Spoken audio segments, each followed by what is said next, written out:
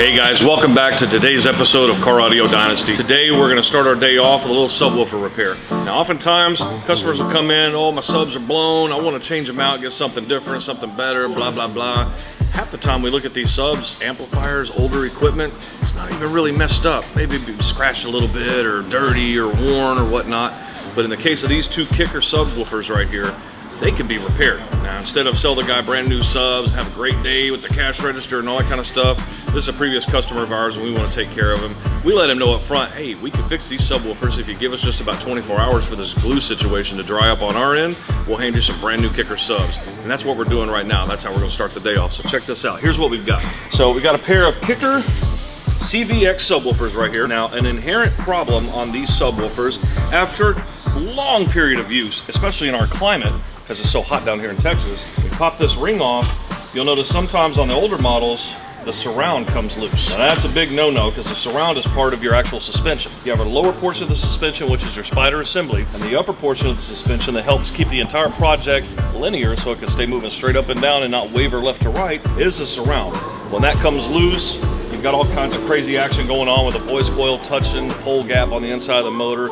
Amplifiers don't like that, and they'll just want to turn off and protect themselves from any kind of problem. So what we're going to do today is we're going to glue the surround back down on this cast aluminum basket. We'll let the glue dry, and we can go ahead and put this decorative trim ring back on it, and those subs will work and perform just like brand new.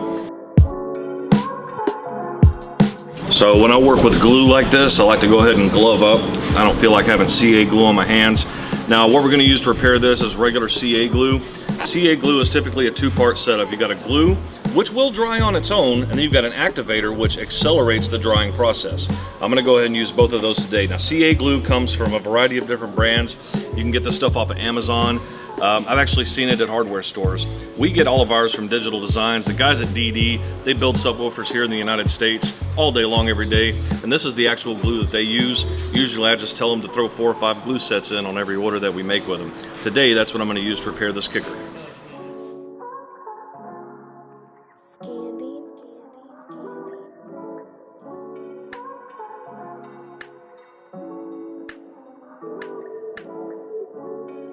Now, if I'm going to repair a subwoofer just a little bit at a time around the perimeter, what I'll do is I'll do a spot right here, and instead of going right to the very next spot, because I got to pull it up and put some glue underneath it, this glue hasn't technically cured yet. It's just kind of hardening up little by little in place. So I'm going to take a little bit over here, focus my attention, so I'm not really messing up what I just got done doing over here, and I'll come back to the gap that I left here in a minute. Usually I'll work in about 3-4 inches. Go ahead and set it back in place. That way the surround has the opportunity to kind of squish that glue a little bit. Spray some activator in there. Get that stuck down. Just kind of squish it down. It starts to harden up pretty quickly, and then it'll stay stuck. We'll leave that gap one more time, skip a spot. I'm gonna go over here to this other side. Notice I have to pry up the surround on one end, but it's still flat over here where I just got finished. So I'm just gonna come on over here, put another little run, about 3-4 inches of CA. Flop my surround back down. Now it's real easy to see exactly where the surround went, so we don't have an issue of gluing this thing down in a spot that it doesn't belong. Let that sit for a moment. Do a little squishy, and that sucker's in place. I'm gonna leave that alone. Repeat the process all the way around. Hey, you think you can hit that a little bit? What's that rattle he's got? Speaker still bangs like a mofo. Jesus. Yeah, leave it over here. I'll get it knocked out. Just give me a minute. Well, what Alan just brought to me is a pod assembly from a stock audio system in a 2006 Mercedes SLK 280. And what we've got going on here, this particular speaker setup, the spider on the back side of this stock subwoofer in the front left door, the spiders come loose from its mounting ring. That's this piece of plastic right here. So while I've got the CA glue out, I'm gonna see if I can do something to repair this, help this gentleman out, because finding a 7 3/4 inch subwoofer just laying around with this type of design, it's gonna be almost impossible. We want to get this guy his car back today, so let's see what I can do. Can't promise any miracles, but I've been known to do crazier things.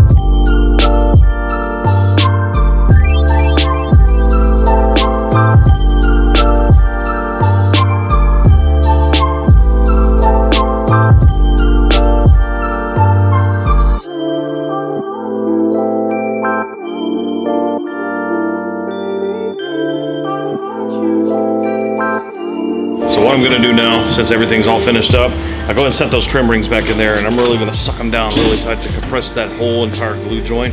It's about 60-70% dry, but a little compression always helps. And another thing, that trim ring sits on top of that surround, that rubber surround. So it'll help keep it pinched tight just in case we have any form of glue failure. I really doubt we will, though.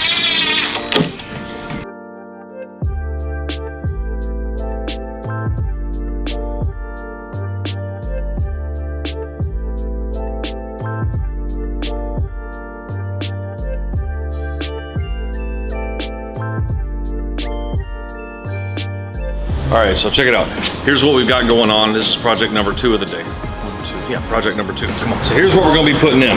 This particular customer is preoccupied with safety. He's already got a dash cam on there. The second little feature he wants to add to the van is backup sensors. A backup sensor is very simple. It's these little things right here. Basically, you drill a hole into the rear bumper because you're not back there behind the vehicle when you're backing up.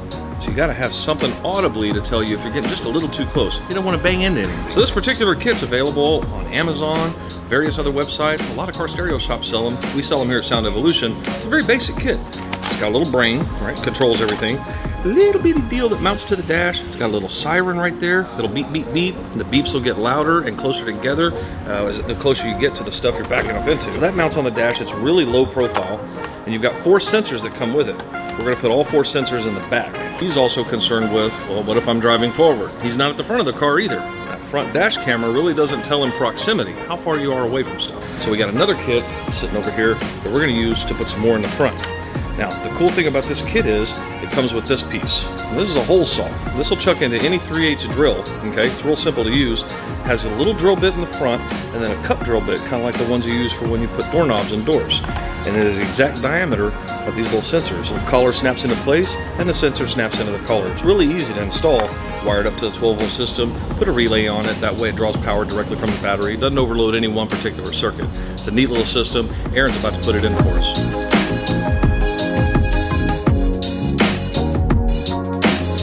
So basically, a customer with this 2006 Mercedes, it's an SLK 280. All right, it's a very rare car. Customer brings it to us and says, I want to go ahead and get a radio put in. We put him a nice double dim with some navigation in there, stuff like that. He loves it. Got a backup camera installed. Loved that. One thing we found out, the customer says, look, the mechanic told me I need a new body control module. Something's not acting right, but my power doors don't lock and unlock with the button like they're supposed to. Problem is the door actuators inside the door, once you hit them with electricity, they pop and unpop. Well, the dealership wants over $1,500 to fix this problem, right? So what we're gonna do, we're gonna go ahead and put an alarm in it, bypass that. Everything should function 100% properly, and he'll have a clicker so he can lock and unlock his doors without having to walk all the way around the car. And that's what Alan's working on now, trying to get that knocked out. We should have it done here in about an hour. Customer will be really happy. Another thing, he called back. He was so happy with the radio, wants to get tint. So somehow today, we're gonna have to find a way to squeeze tint on this car also.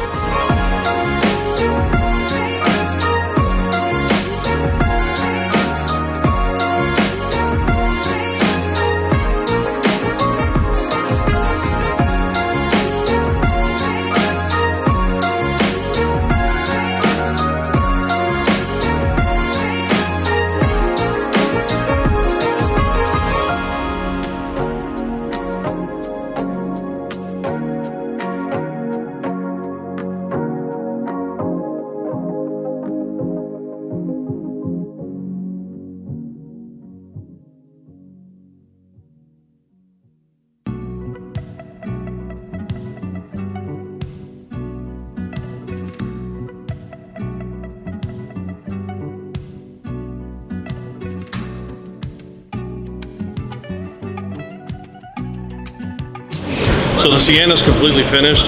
Basically, we're gonna test it out, make sure every single one of these sensors work. That way when we hand it back to the customer, he's gonna be thoroughly impressed and very happy with the outcome. Let's go check it out.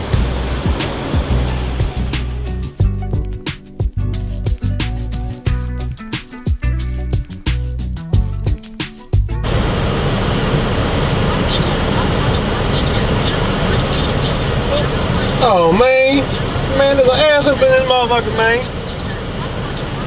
Man, this thing's acting an ass. There's a big old ass in the screen. What'd you do? Something wrong with that screen. What do you do? I don't know, man. It's acting an ass. Did you do the ass shake thing again? It don't record that, does it? Yeah. You're a dick. You know that? Stop, stop, stop. It says stop, stop, stop. Yes.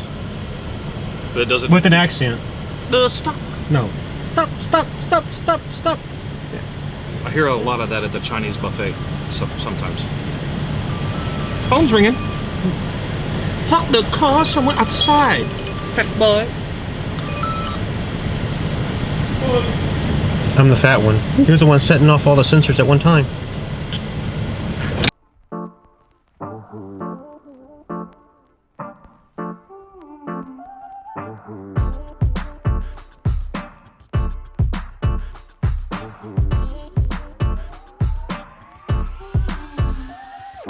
Hey guys, the day is just about over here, but we've got one more car to work on. Good friend of the shop, Boris over here, we put a banging system in his car a few months back. He's real happy with it, but he wanted to do something a little extra special on the enclosure. First go around, we gave him a very basic enclosure, rock solid, did some damage, it's shaking the trunk to death, but he wanted to go a little more artsy-fartsy, something more suitable to his taste, and that's the box that we built for him. Come check the box out. So we got his old box out of the trunk. The old enclosure was on the higher side for what Digital Designs recommends for that particular subwoofer, which is a 700 series Redline sub. It's a dual tube, so we're running the amplifier at 1 ohm. Right now, Alan's over there taking the subwoofer out of the box. We got roughly the same port dimensions on this new box, but it is a little bit smaller. So hopefully we'll encounter a little bit less box rise, maybe get a little bit more power out the amp. But either way, we've definitely taken a large cosmetic upgrade into play. This is gonna be awesome. Time to get it banging.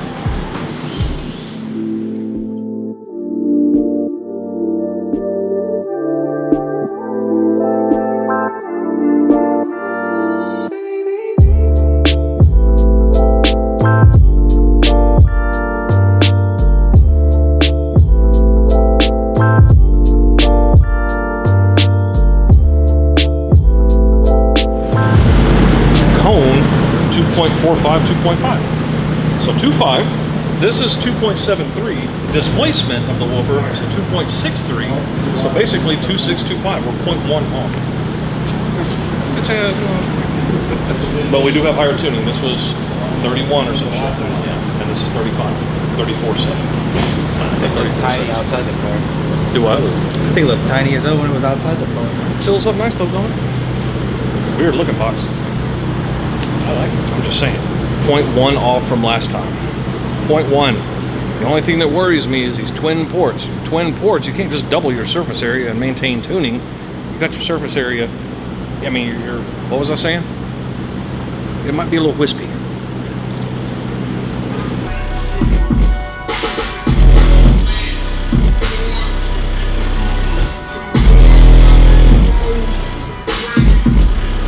Hey guys, thanks for joining us on another great episode of Car Audio Dynasty. I appreciate... Are you kidding me right now?